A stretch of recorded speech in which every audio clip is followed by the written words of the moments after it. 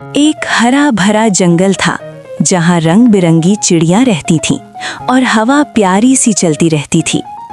उस जंगल में एक सुनहरा पिंजरा लटक रहा था।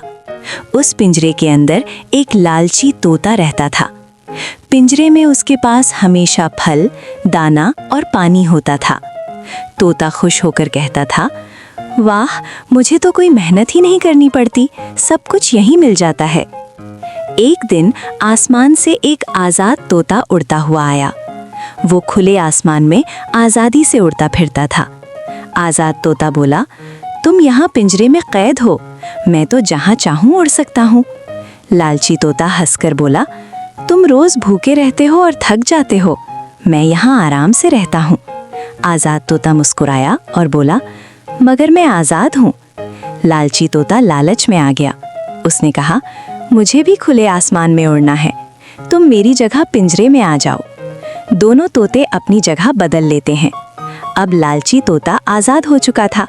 वो उड़ता है मगर थोड़ी देर बाद थक जाता है। उसे भूख लगती है और पानी नहीं मिलता। तेज हवा चलती है और नीचे एक बिल्ली उसे देख लेती है।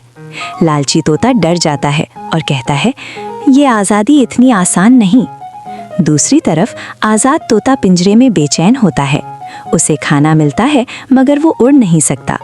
वो आसमान की तरफ देखकर उदास हो जाता है। दोनों तोते एक दूसरे को देखकर समझ जाते हैं।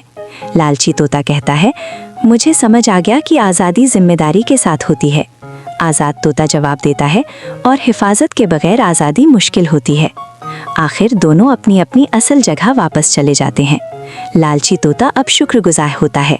आज़ाद तोता खुले आसमान में खुशी से उड़ता है। मॉरल: लालच हमेशा खुशी नहीं देता।